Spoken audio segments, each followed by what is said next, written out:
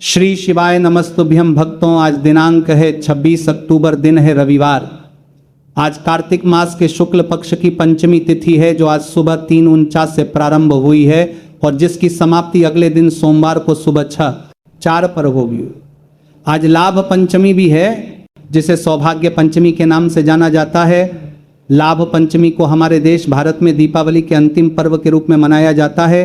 कहा जाता है कि सौभाग्य पंचमी जीवन में सुख और सौभाग्य की वृद्धि करती है। इस दिन भगवान शिव की पूजा, सभी सांसारिक अक्षतर भगवान शिव की पूजा, भगवान को पर्वकार पा जाता है, भरताता है। भगवान को पर्व के रूप में कई बार भरताता है, उनने भगवान को पर्व के रूप में कई बार कामनाओं को पूर्ण कर परिवार में सुख शांति लाती है। मान्यता है कि भगवान श्री गणेश जी की पूजा आराधना करने से जीवन, घर और कारोबार में लाभ, सौभाग्य और सफलता प्राप्त होती है। आज ब्रह्म मुहूर्त का समय सुबह 4:57 से 5:45 तक रहेगा। अमृतकाल सुबह 6:24 से 8:11 तक रहेगा। सूर्योदय सुबह 6:32 पर और सूर्यास्त शाम 5:48 पर होगा। आज शोभन योग सुबह 6:46 तक रहेगा। उसके बाद अतिघंड योग प्रारंभ होगा। ज्येष्ठा नक्षत्र सुबह 10:46 तक रहेगा, जिसके बाद मूल नक्षत्र प्रारंभ होगा और आज का राहु काल शाम 4:30 से 6:00 बजे तक रहेगा। प्रिय श्रोताओं, आज कार्तिक मास का पावन रविवार है और आज हम सभी कार्तिक स्नान की कथाओं या महात्म्य से पहले हम रविवार की कथा सुनेंगे, जो सूर्य नारायण भगवान को समर्पित है। सभी प्रेम से बोलिए सूर्य नारायण भगवान की जय। प्राचीन कथा के अनुसार एक नगर में एक वृद्धा रहा करती थी, जो हर रविवार नियम पूर्वक घर आंगन को गोबर से लीपती, फिर भोजन तैयार कर सूर्यदेव को भोग लगाकर ही स्वयं भोजन करती थी। ऐसा व्रत करने से उसका घर धन धान्य से भरा रहता था और हरि की कृपा से उसके घर में किसी प्रकार का कोई दुख नहीं था। चारों ओर आनंद और मंगल का वातावरण बना रहता था। कुछ समय बाद उसकी पड़ोसन, जिसकी गाय का गोबर वह वृद्धा लिया करती थी, ये सोचने लगी कि ये बूढ़ी माई हमेशा मेरी गाय का गोबर ले जाती है। ये सोचकर एक दिन उसने अपनी गाय को घर के अंदर बांध दिया और फिर रोज ही ऐसा करने लगी। उधर गोबर न मिलने पर उस बूढ़ी माई ने रविवार के दिन अपना घर नहीं लीपा, न भोजन बनाया, न भगवान को भोग लगाया और न ही स्वयं भोजन किया। इस तरह उन्होंने निराहार व्रत किया। सुबह से शाम हुई, शाम से रात हो गई और वह बूढ़ी माई भूखी ही सो गई। तभी रात में भगवान सूर्यदेव ने उन्हें स्वप्न में दर्शन दिए और पूछा, माता आज तुमने भोजन क्यों नहीं बनाया और हमें भोग क्यों नहीं लगाया? तब बूढ़ी माई ने विनम्र होकर कहा, भगवान आज गोबर नहीं मिल सका, इसलिए मैं घर नहीं लीप पाई, न भोजन बना सकी और न ही भोग अर्पित कर पाई। यह सुनकर भगवान भास्कर प्रसन्न हुए और बोले, माता तुम्हारी निष्ठा और भक्ति से मैं अत्यंत प्रसन्न हूँ। मैं तुम्हें ऐसी गाय प्रदान करता हूँ जिससे तुम्हारी सभी इच्छाएं पूर्ण होंगी, क्योंकि तुम प्रत्येक रविवार गोबर से घर लीपकर भोग लगाकर ही भोजन करती हो। इसलिए मैं तुम्हें यह वरदान देता हूँ। सपने में यह वरदान पाकर जब बूढ़ी माई की आंख खुली तो उन्होंने देखा कि आंगन में एक अत्यंत सुंदर गाय और बछड़ा बंधे हुए हैं। ये देखकर वह अत्यंत प्रसन्न हुई और उन्हें घर के बाहर बछड़ा हंस के बांदोरिया करता रहा, आकर में बादोरिया करता रहा, वो जरदा रहा करता रहा, हाथा रहा करता रहा, हाथा रहा करता रहा, हाथा बांध कर चारा डाल दिया। उधर जब पड़ोसन ने बूढ़ी माई के घर के बाहर इतनी सुंदर गाय और बछड़ा देखा तो उनके मन में ईर्ष्या उत्पन्न हो गई। जब उन्होंने देखा कि उस गाय ने तो सोने का गोबर दिया है, तो उन्होंने चालाकी से वह सोने का गोबर उठा लिया और अपनी गाय का साधारण गोबर उसकी जगह रख दिया। वह प्रतिदिन ऐसा ही करती रही और इधर सीधी सादी बूढ़ी माई को इसकी तनिक भी खबर नहीं होने दी। कुछ दिनों बाद सर्वव्यापी भगवान ने सोचा, आका काशी सतार कर दिया, काशी सतार कर दिया तो भारत सतार कर दिया, ये 2 सतार कर दिया, आकाश सतार कर दिया, ये 2 सतार कर दिया, ये 2 सतार। ये चालाक पड़ोसन धोखे से इस वृद्धा को ठग रही है। तब एक शाम उन्होंने अपनी माया से बड़े जोर की आंधी ला दी। आंधी के डर से वृद्धा ने अपनी गाय को घर के भीतर बांध दिया। जब गाय ने गोबर दिया तो वह हैरान रह गई। फिर तो वह रोजाना अपनी गाय को घर के भीतर ही बांधने लगी। उधर पड़ोसन ने देखा कि गाय घर के अंदर बंधी हुई है और वह सोने का गोबर उठाने में कामयाब नहीं हो पा रही है। कुछ उपाय न देखकर एक दिन पड़ोसन राजा के महल में जाकर सारी बात बता दी। पड़ोसन ने राजा से कहा, महाराज मेरे पड़ोस में एक वृद्धा के पास ऐसी गाय है जो आप जैसे राजाओं के योग्य है और वह गाय रोजाना सोने का गोबर देती है। आप सोने से प्रजा का पालन कीजिए। वृद्धा भला उस सोने का क्या करेगी। राजा ने यह बात सुनकर अपने दूतों को आदेश दिया कि वे वृद्धा के घर जाकर गाय ले आएं। वृद्धा सुबह सुबह ईश्वर को भोग लगाकर भोजन ग्रहण करने ही जा रही थी, तभी राजा के सेवक गाय को खोलकर ले गए। ये देखकर वह बहुत रोई और चिल्लाई, लेकिन कर्मचारियों ने एक न सुनी। उस दिन वृद्धा गाय के वियोग में भोजन नहीं कर सकी और रात भर रो रो कर भगवान से गाय को पुनः पाने की प्रार्थना करती रही। वहीं दूसरी ओर राजा गाय को देखकर बहुत प्रसन्न हुआ और सुबह जैसे ही उठा तो सारा महल गोबर से भरा दिखाई दिया। राजा ये देखकर घबरा गया। भगवान ने रात में राजा को स्वप्न में कहा, हे राजा, गाय वृद्धा को लौटा देने में ही तुम्हारी भलाई है। रविवार के व्रत से प्रसन्न होकर मैंने उस वृद्धा को यह गाय दी थी। सुबह होते ही राजा ने वृद्धा को बुलाकर बहुत सारा धन देकर सम्मान सहित गाय और बछड़ा वृद्धा को वापस कर दिया गया और पड़ोसन को बुलाकर उचित दंड भी दिया गया। ऐसा करने से राजा के महल की गंदगी दूर हो गई और उस दिन राजा ने नगरवासियों को आदेश दिया कि अपनी समस्त कामनाओं की पूर्ति के लिए वे सभी रविवार का व्रत रखें। जब प्रजा ने रविवार व्रत का पालन करके कथा का श्रवण किया तो उनके घरों में सुख, समृद्धि और धन के भंडार भर गए। ऐसी है रविवार व्रत की महिमा। बोलिए सूर्य नारायण भगवान की जय। अब सुनिए कार्तिक मास की सीता नित्य नेम की कहानी। यह कहानी सीता माता कहती थी और प्रभु श्री राम सुनते थे। एक दिन श्री राम भगवान किसी काम से बाहर गए। सीता माता कहने लगी, भगवान मेरा तो 12 वर्ष का नित्य नेम है, अब आप बाहर जाएंगे तो मैं अपनी कहानी किसे सुनाऊंगी। तब श्री राम ने कहा, सीते कुएं की पाल पर जाकर बैठ जाओ और जो भी औरतें पानी भरने आएंगी उन्हें अपनी कहानी सुना दो। सीता माता कुएं की पाल पर बैठ गई। तभी एक स्त्री आई जिसने रेशम की जरी की साड़ी पहन रखी थी और सोने का घड़ा लिए हुए थी। सीता माता उसे देखकर कहने लगी, बहन मेरा 12 वर्ष का नित्य नेम सुन लो। पर वह स्त्री बोली, अगर मैं तुम्हारा नित्य नेम सुनूंगी तो मुझे घर जाने में देर हो जाएगी और मेरी सास मुझसे झगड़ा करेगी। इसलिए उसने कहानी नहीं सुनी और अपने घर चली गई। लेकिन जैसे ही वो घर पहुंची उसकी रेशम जरी की साड़ी फट गई। सोने का घड़ा मिट्टी के घड़े में बदल गया। सासू ने देखा और पूछा, अरे बहू ये किसका दोष अपने सिर लेकर आ गई है। बहू बोली, मां जी कुएं पर एक औरत बैठी थी, उसने अपनी कहानी सुनने के लिए कहा लेकिन मैंने नहीं सुनी, शायद उसी का यह फल मुझे मिला है। बहू की बात सुनकर अगले दिन वही साड़ी और वही घड़ा लेकर सास कुएं की पाल पर गई। सास को वहीं पर सीता माता बैठी मिली। माता सीता ने कहा, बहन मेरी कहानी सुन लीजिए। सासू बोली, एक बार छोड़, मैं तो 4 बार कहानी सुन लूंगी। तब सीता माता बोली, राम आए, लक्ष्मण आए, देश के पुजारी आए, नित नेम का नेम लाए, आओ राम बैठो, राम तपी रसोई जीमो, राम माखन मिश्री खाओ, राम दूध पताशा पियो, राम सूत के पलका मोठो, राम शाल दुशाला पोठो, राम शाल दुशाला ओढ़ो। जब बोलूं राम ही राम, राम सवारे सबके काम, खाली घर भंडार भरेंगे, सबका बीड़ा पार करेंगे। श्री राम जय, राम जय, जय जय राम। सासू बोली, बहन कहानी तो बहुत अच्छी लगी। फिर कहानी सुनकर सासू घर चली गई और उसकी साड़ी फिर से रेशम जरी की बन गई। मिट्टी का घड़ा भी फिर से सोने के घड़े में बदल गया। बहू ने देखा और कहा, सासू माँ आपने ये सब कैसे किया। सासू बोली, बहू तू दोष लेकर आई थी और मैं अब दोष उतार कर आ रही हूं। बहू ने पूछा, मान जी वह कुएं वाली स्त्री कौन है।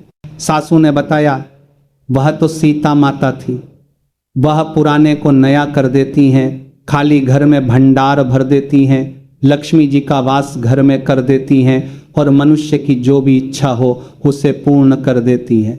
बहू बोली, मां जी फिर तो ऐसी कहानी मुझे भी सुना दो। सास बोली, ठीक है तुम भी सुनो। कहानी शुरू की। राम आए, लक्ष्मण आए, देश के पुजारी आए, नित नेम का नेम लाए, आओ राम बैठो राम, तपी रसोई जीमो राम, माखन मिश्री खाओ राम, दूध पताशा पियो राम, सूत के पलका मोठो राम, शाल दुशाला पोठो राम, शाल दुशाला ओढ़ो राम।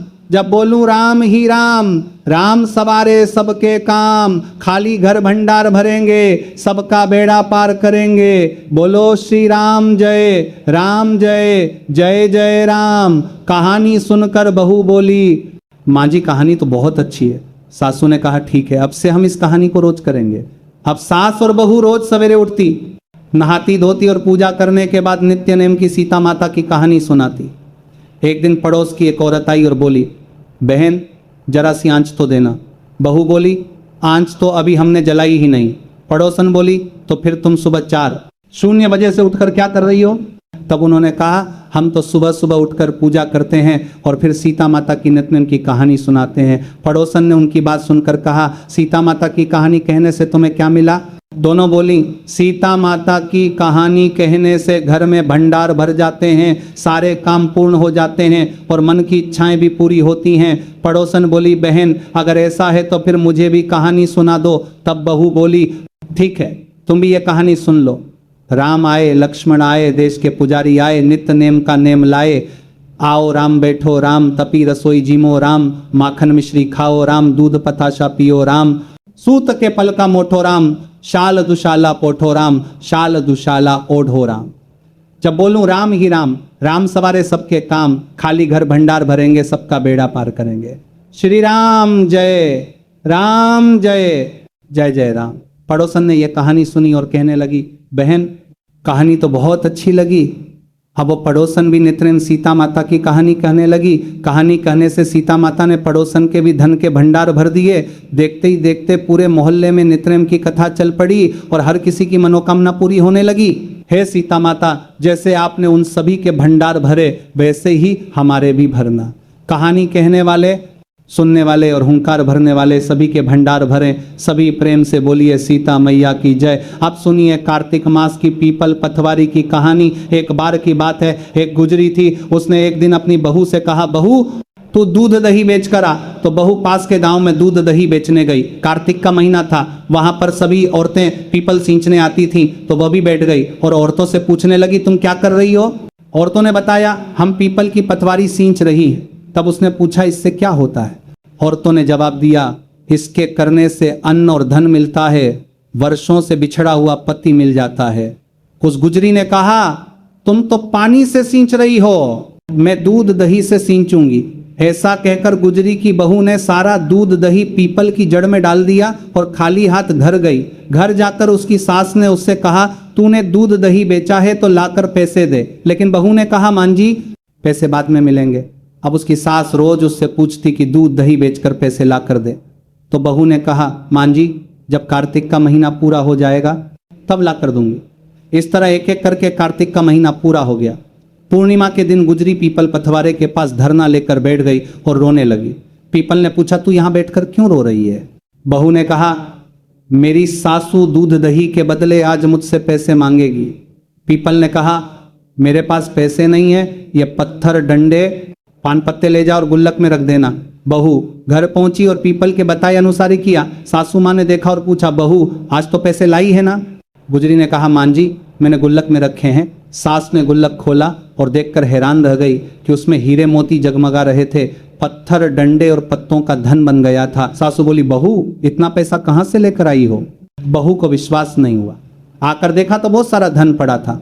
तब बहू ने कहा सासू जी मैंने तो एक महीना दूध दही से पीपल की पथवारी में सींचा था। जब मैंने धन मांगा तो उसने मुझे पत्थर डंडे पत्ते दिए जिन्हें मैंने गुल्लक में रख दिया और वे हीरे मोती बन गए। सासू ने कहा बहू तब तो अब की बार मैं भी पथवारी सींचूंगी। सास दूध दही बेचकर पीपल पथवारी में रखती और बहू से घर आकर कहती बहू चल अब तुम मुझसे पैसे मांग।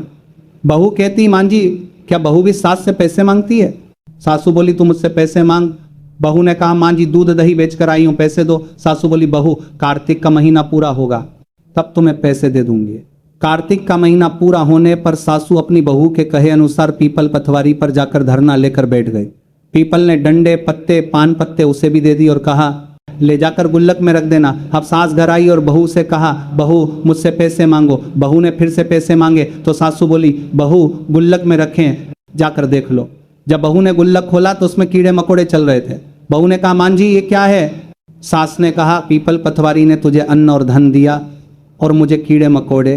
तब सभी कहने लगे कि बहू तो सत से सींचती थी और सासू जी धन की भूखी थी इसलिए धन की भूख से सींचा करती। इसीलिए हे पवारी माता जैसे आपने बहू को दिया वैसा सबको देना। उधर राजा बलि ने दैत्य गुरु श्री शुक्राचार्य जी की अध्यक्षता में बड़ा भारी यज्ञ प्रारंभ कर दिया जिसमें हवन ग्रहण करने के लिए उन्होंने लक्ष्मी जी सहित विष्णु भगवान का आह्वान किया। उसी समय भगवान वटुक यानी ब्रह्मचारी रूप में वहां उपस्थित हो गए। भगवान के बौने ब्रह्मचारी रूप में होते हुए भी तशी लोग उन्हें ज्ञान दृष्टि से पहचान गए। उन्हें देखकर दानव गुरु शुक्राचार्य जी ने राजा बलि को सारी स्थिति से अवगत करा दिया। इसके बाद जो कुछ हुआ उसका वृतांत आप सभी कल के अध्याय में सुनेंगे। अब सुनिए श्री तुलसी स्तोत्र पाठ, चालीसा और आरती। सनातन धर्म में तुलसी को अत्यंत पूजनीय माना जाता है। जिस घर के आंगन में तुलसी होती है वहां कभी कोई कष्ट नहीं आता, और माँ तुलसी के नाम के उच्चारण मात्र से ही भगवान विष्णु प्रसन्न हो जाते हैं। तुलसी जी में जल चढ़ाने से घर में सुख समृद्धि आती है तथा हर प्रकार के रोग, शोक और व्याधि से मुक्ति मिलती है। तुलसी जी की पूजा करते समय श्री तुलसी स्तोत्र का पाठ जरूर करना चाहिए। ऐसा करने से माता तुलसी जल्दी प्रसन्न होती हैं और माता तुलसी की पूजा का भक्तों को दोगुना फल मिलता है। तो प्रिय श्रोताओं, अब आपको पुंडरीकृत तुलसी स्तोत्र का हिंदी अनुवाद सुनाते हैं। आप सब भी मन में श्रद्धा रखकर तुलसी स्तोत्र का हिंदी अनुवाद सुनिए। देवी तुलसी माँ को मेरा प्रणाम है, मैं आपको नमन करता हूँ। हे विश्व की पालक, आप श्री हरि की परम प्रिय हैं। हे देवी, आपकी शक्ति के कारण ब्रह्मा से लेकर सभी देवता इस संपूर्ण संसार को बनाए रखने और उसका अंत करने में सक्षम है। इसका अर्थ है कि आपके कारण ही ब्रह्मा जी के साथ अन्य देवता गण सृष्टि के निर्माण, उसके पालन पोषण और में लगे हुए हैं। इसका अर्थ है कि जो भी व्यक्ति इस कलयुग में भगवान श्री विष्णु जी के मस्तक पर तुलसी जी को अर्पित करता है, उसके ऊपर हमेशा भगवान विष्णु जी का आशीर्वाद बना रहता है। देवी तुलसी को नमस्कार है। तुलसी जी में हमेशा सभी देवी देवताओं का वास रहता है, इसलिए इस संसार में तुलसी जी की पूजा करना सभी देवी देवताओं की पूजा के समान है। इसका अर्थ है कि पूजा के अलावा देवी देवताओं की पूजा करें, अपने परिवार देवी देवताओं की पूजा करें, कि मत्ता करे, कि समानता करे, कि समानता करे, अपने परिवार देवी देवताओं की समानता। तुलसी जी की पूजा से सभी देवों की पूजा संपन्न हो जाती है। देवी तुलसी को मेरा नमस्कार है। आप सब कुछ जानने वाली हैं और भगवान विष्णु जी के प्रिय हैं। अपने भक्तों को आप सभी प्रकार की समृद्धि प्रदान करती हैं। हे देवी, कृपया मुझे सभी प्रकार के पापों से बचाएं। देवी तुलसी जी को नमस्कार है। पहले के समय में यह भजन बुद्धिमान पुंडरीक के द्वारा हर रोज भगवान श्री विष्णु जी की पूजा करते हुए तुलसी के पत्तों से उन्हें अलंकृत करते हुए गाया जाता था। देवी तुलसी जी को नमस्कार है, जिनके 16 नाम हैं तुलसी, श्री महालक्ष्मी, विद्या, अविद्या, यशवनी, धर्म का अवतार यानी धर्मिया, धर्माननाना, देवी, देवी, देव, मन प्रिया यानी देवियों और देवों को प्रिय, लक्ष्मी जी के प्रिय सखी, देवी, स्वर्ग, भूमि यानी पृथ्वी, अचला यानी स्थिर, चला यानी अस्थिर। देवी तुलसी के इन 16 नामों का पाठ करने वाले भक्त आसानी से श्री हरि की भक्ति प्राप्त कर लेते हैं और अंत में भगवान विष्णु जी के चरण कमलों में स्थान प्राप्त करते हैं। उन्हें माँ तुलसी, पृथ्वी, महालक्ष्मी, कमल की स्वामिनी और श्री हरि की प्रिया के नाम से भी जाना जाता है। देवी तुलसी को मेरा नमस्कार है। देवी तुलसी की सखी तुलसी जी शुभ प्रदान करती हैं, पापों को दूर करती हैं और सभी को पवित्र बनाती हैं, पुण्य प्रदान करती हैं। आपको प्रणाम है देवी तुलसी, जिनकी प्रशंसा देवर्षि नारद द्वारा की जाती है और जो श्री नारायण के प्रिय हैं उन्हें हम सब बारंबार प्रणाम करते हैं। और जो नर्दी करना, आपको प्रे करना, अप्रे करना यानी कि ज़्यादा आपके प्रणाम शाति पर दूर करती हैं। आपको प्रणाम। प्रेम से बोलिए तुलसी महारानी की जय। जय जय तुलसी भगवती सत्यवती सुखदानी। नमो नमो हरिप्रसी श्री वृंदावन खानी। श्री हरि शीश विरजनी देहु अमरवर अम्ब जनहित है वृंदावनी। अब न कर विलंब, धन्य धन्य श्री तुलसी माता महिमा अगम। सदा श्रुति गाता हरि के प्राणहु से तुम प्यारी। हर हेतु कीन हो तप भारी, जब प्रसन्न है दर्शन दीन हो, तब कर जोर विनय उसकीन हो। हे भगवंत कांत मम होहु दीन, जानी जान छोड़हु छोहु सुनी लक्ष्मी तुलसी की बानी। दीन हो श्राप कद परानी, उस योग्य वर मांगन हारी। होहु बिटप तुम जड़ तनुधारी, सुनी तुलसी से ही श्राप यो तेह थामा। करहु वास्तु नीचन धामा, दियो वचन हरि तब तत्काला। सुनहु सुमुख जान होहु बिहाला। समय पाई हु रोपाती तोरा पूजहा, आस वचन सत मोरा। तब गोकुल महागोप सुदामा तास, सुभई तुलसी तुबामा। कृष्ण रास लीला के माही, राधे शक्य प्रेम लख नाही लियो। श्राप तुलसी तत्काला, नरलोक ही तुम जन्म हु बाला। यो गोपवह दानव राजा, शंख चूर्ण नामक शिरताजा। तुलसी भसु की नारी, परम सती गुण रूप गाड़ी। असत्व कल्प बीती, जब गयहु कल्प तृतीय जन्म। तब भय हु वृंदा नाम भयो। तुलसी को असुर जलंधर नाम पति को कर अति द्वंद अतुल बल धामा कीन्हा शंकर से संग्राम। जब निज सैन्य सहित शिवहारे मरहना तब हर हर ही पुकारे। पतिव्रता वृंदा नारी को न सके पति ही संहारी। तब जलंधर ही भेष बनाई वृंदा ढग हरि पहुँचो जाई। शिव हित लह कर कपट प्रसंगा कियो स्थित्व धर्म तो ही भंगा भयो। जलंधर कर संहारा सुनी उर शोक उपारा। ते क्षण दियो कपट हरितारी लख वृंदा दुख गिरा उच्चारी। जलंधर जस ह्यो भीता सोई रावण तस हरहि सीता। अस प्रस्तर सम हृदय तुम्हारा धर्म खंडी। मम पति संहारा यही कारण लह श्राप हमारा होवे। तनुपाषण तुम्हारा सुनी हरि तुरंत ही वचन उचारे। दियो श्राप बिना विचारे। लख्यो ना निज करत दूत पति को छलन चाहियो। जब पार्वती को जड़मती तू अस हो। जड़ रूपा जग में तुलसी बिटपनुपा धग रूप हम शाली। ग्रामा नदी गंड की बीच ललामा जो तुलसी दल हमह चढ़े। सब सुख भोग परम पद पई है। बिनु तुलसी हरि जलत शरीरा अतिशय उठत शीश उर्पीरा। जो तुलसी दल हरि सिर धारत सो सहस्त्र घट अमृत डारत। तुलसी हरि मन रंज निहारी रोग दोष दुख भंजन निहारी। प्रेम सहित हरि भजन निरंतर तुलसी राधा में ना अंतर। व्यंजन हो छप्पन हो प्रकारा बिन तुलसी दल ना हरह प्यारा। सकल तीर्थ तुलसी तरु छाही लहत मुक्ति जन संशय ना। कवि सुंदर एक हरि गुण गावत जन तुलस ही निकट सहस गुण पावत। बसत निकट दुर्वासा धामा जो प्रयास ते पूर्व ललामा पाठ करह। जो नित नर नारी हो सुख भाह त्रिपुरारी। तुलसी चालीसा पदह तुलसी तरु गृहधारी। दीप दान कर पुत्र फल पाव बंदहु नारी दरबरंदारी। बंदहु नारी दरबरंदारी दरबरंदारी। नप्त सकल दुख दरिद्र हरिहार परम प्रसन्न आश। धन जन लह कर बस असह पूर्ण अत्र लाह। अभिमत बल जगत मह लाह पूर्ण सब काम। जे दल अर्पह तुलसी तह सहज बस हरि राम। तुलसी महिमा नाम लग तुलसी सूत सुख। राम मानस 40 रचो जग मह तुलसीदास। प्रेम से बोलिए तुलसी महारानी की जय। तुलसी महारानी नमो नमो हर की बटरानी। नमो नमो तुलसी महारानी रानी। नमो नमो धन तुलसी पूर्ण तप कीनो शालिग्राम बनी पटरानी। नमो नमो तुलसी महारानी। नमो नमो हर की पटरानी। नमो नमो जाके पत्र मंजरी कोमल श्रीपति कमल चरण लपटानी। नमो नमो तुलसी महारानी। नमो नमो हर की पटरानी। नमो नमो कौन महीने बोई रानी तुलसी कौन महीने हुई हरियाली। नमो नमो तुलसी महारानी। नमो नमो हर की पटरानी। कौन महीने हुई तेरी पूजा पूजा कौन महीने हुई पटरानी। नमो नमो तुलसी महारानी। नमो नमो आषाढ़ मास में बोई रानी तुलसी। सावन महीने हुई हरियाली। नमो नमो तुलसी महारानी। नमो नमो हरि की पटरानी। कार्तिक मास में हुई तेरी पूजा मंगशिर मास हुई पटरानी। नमो नमो तुलसी महारानी। नमो नमो हर की पटरानी। धूप दीप नैवेद्य आरती पुष्पन की वर्षा बरसानी। नमो नमो तुलसी महारानी। नमो नमो हर की पटरानी। 56 भोग 6 व्यंजन बिन तुलसी हरि एक न मानी। नमो नमो तुलसी महारानी। नमो नमो हरि की पटरानी। जो तुलसी को सवेरे गाए श्री कृष्ण के दर्शन पाए। नमो नमो तुलसी महारानी। नमो नमो हरि की पटरानी। जो तुलसी को दोपहर गाए खीर खांड का भोग लगाए। नमो नमो तुलसी महारानी। नमो नमो हरि की पटरानी। जो तुलसी को सांझ को गाए श्री कृष्ण की आरती उतारे। नमो नमो तुलसी महारानी। नमो नमो हरि की पटरानी। जो तुलसी को रात को गाए श्री कृष्ण के चरण दबाए। नमो नमो तुलसी महारानी। नमो नमो हरि की पटरानी।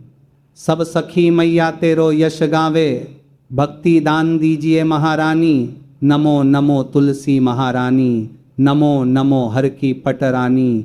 तुलसी महारानी। नमो नमो हर की पटरानी। प्रेम से बोलिए श्री कृष्ण भगवान की जय। तुलसी महारानी की जय।